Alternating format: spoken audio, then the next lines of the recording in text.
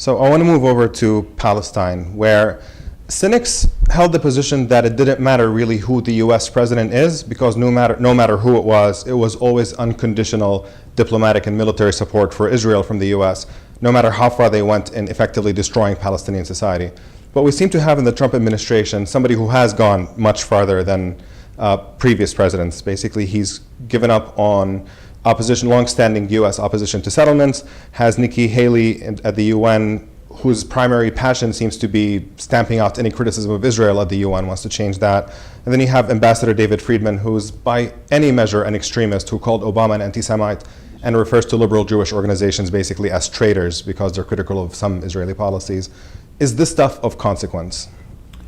Well, the Trump administration, I mean, if you take a look over the years since the 70s, every administration has taken a weaker and weaker position towards the settlement. So if you go back to the around 1980, the United States was supporting Security Council resolutions, voting for them, saying that the settlements are illegal.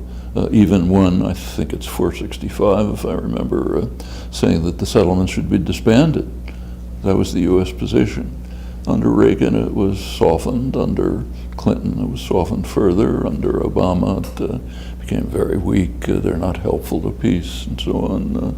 Under Trump, even less so. And as you say, appointing Friedman is kind of extraordinary. This guy is way to the right of Netanyahu. He's, so whether it means anything, we don't know. Notice that Trump has already backed away from the original promises. His first act was going to be to move the embassy to Jerusalem. Well, the embassy stays in Tel Aviv. And although there's still speculation that that move might still be coming, basically. That he hasn't given up on it entirely, it's just been delayed. Maybe not, but the basic U.S. policy, since,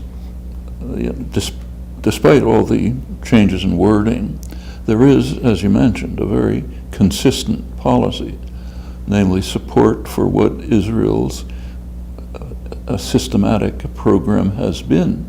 And we know what that is. Since the late 1960s, there has been a systematic program of creating a greater Israel, which will include a vastly expanded Jerusalem, 5 times the size of anything it ever was, corridors to the east, cutting the West Bank into enclaves. Ma'ale Adumim was mostly started in the 70s, but mostly built under the Clinton administration. That and the E1 corridor would essentially bisect the West Bank. There are further corridors to the north, Kadumim, Ariel, Area C, about 60% of the territory. Israel's just slowly expelling Palestinians and taking it over. The end result has taken over the Jordan Valley, expelled lots of people. The picture that the discussion of this topic, I think, is extremely misleading. The way it's usually posed on all sides, Israel, Palestinians, independent observers, is that there are 2 options. Either a 2-state settlement in accord with the international consensus, which the U.S. officially more or less agrees to, or else one state in which Palestinians can fight for civil rights in an anti-apartheid struggle, and Israel has to be concerned about the so-called demographic problem. What do you do with too many non-Jews in a Jewish state? But those are not the options. There's another option, the one that is in fact being pursued. That's the creation of a greater Israel, which is slowly incorporating into Israel informally, sooner or later formally, as much of the West Bank as Israel finds useful and important, not just settlements, but also vast infrastructure projects and so on. The Palestinian population concentrations are excluded. That, along with the policy of slow expulsion, not loud enough to be massive, heard, but, nothing that would trigger public outrage. Dunam after Dunam, that policy goes back to the 1920s. Do things slowly so that the Goyim don't notice it and just keep doing it and establish facts. It's going to leave a greater Israel, which will have no demographic problem. In fact, the proportion of Jews may actually increase. And you think Palestinians being left in those locked up enclaves could be something that the world would tolerate long term? They're mostly left in enclaves which are unviable.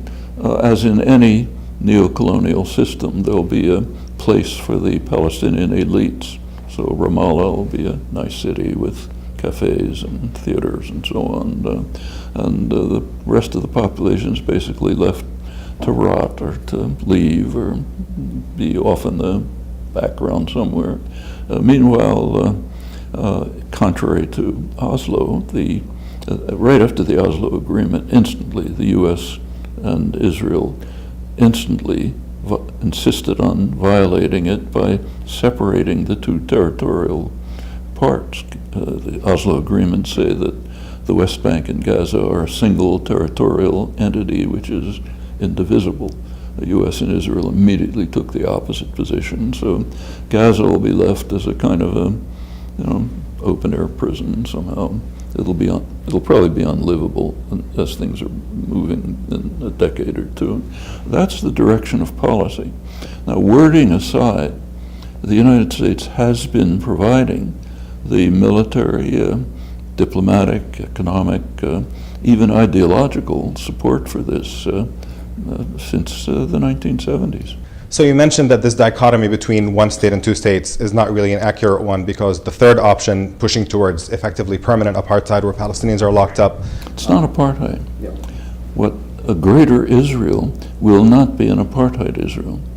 It'll be a discriminatory one. But, within Israel itself, there is discrimination, but not at the level of apartheid. In the occupied territories, it's worse than apartheid. So I don't think that's a good term for it. But the greater Israel that is being carved out will not have, probably have a higher percentage of Jews in it than is true of the current Israel. So there'll be what's left for the Palestinians is essentially nothing. But given the fact that this project is moving on full steam ahead, and there's no prospect for the main patron of Israel, the US, the only country really with any leverage over Israel, especially under the Trump administration and most likely over whatever next administration comes in, to apply the needed pressure to keep that outcome from happening. I think that can change. I don't think US policy is graven in stone. In fact, there are very substantial changes in American public opinion on this issue. It's enormously different from what it was 10 or 20 years ago. There's much more commitment to Palestinian rights. There's much more criticism of Israeli policies, criticism of U.S. support for those policies. It's true of really large parts of the population. So take, say, the Presbyterian Church. That's a huge organization. Their position on this issue is quite strong. They want to not only boycott any Israeli institution involved in the occupation, but also any U.S. multinational that's involved in it. And that has a lot of support. I think support could develop in the United States for a call for banning U.S. military aid to Israel, which happens to be illegal under U.S. law, the lay admitted. And take a look at the Democratic Party. By now, probably the majority of people in the Democratic Party are supporting Palestinian rights more than Israeli actions. In fact, the Democratic Party used to be the social base for support for Israel. That's not true anymore. It's the most reactionary parts of the Republican Party, including evangelicals, that are the popular base. Does the fact that it's getting more partisan, do you see that as potentially positive, that Palestine has become a progressive cause as opposed to... It could be. Yeah. If serious activism is undertaken, which is directed to change of policy, with proper concern for the consequences of the tactics, could have a big impact. And I think that could lead to steps towards moving to some kind of political settlement, more or less along the lines of the international consensus, which is not a wonderful settlement, but at least as a step towards moving on to something better. Do you think we're working against the clock in the sense that there's less and less of Palestine to save, or do you think that the developments on the ground are reversible at the end? I think it's reversible. So, for example, if let's just say that the U.S. stopped sending military aid to Israel because it's illegal. It's supporting, according to U.S. law, military aid cannot be given to any military group or unit which is involved in systematic human rights violations. I don't think it's necessary to go through the record of the IDF on systematic human rights violations, and many people understand that. Suppose that there was strong popular support for that in the United States. It might lead to a situation in which Israel would be forced to consider whether they should maintain military control over the greater Israel that they're developing in the face of what would by then be almost universal international condemnation, except maybe for the extreme right in various places. Suppose they made the decision to pull out the settlements. What would happen? I think probably 90% of the settlers who were there mostly for economic and social reasons would leave their subsidized homes in the West Bank and move to subsidized homes in Israel. But the numbers are not too great. Do you think that at this point, I mean, there's 750,000 settlers between East Jerusalem and the West Bank.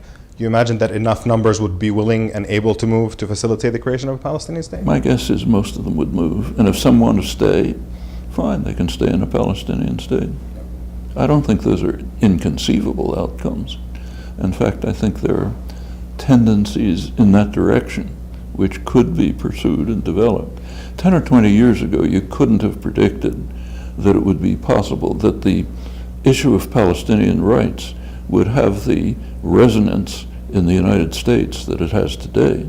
I mean, it wasn't very long ago when I used to have police protection, literally, when I was talking about it, even on my own campus. Now it's one of the most popular issues on campus. It's one of the leading issues. Who could have predicted that? So we don't know where it'll go.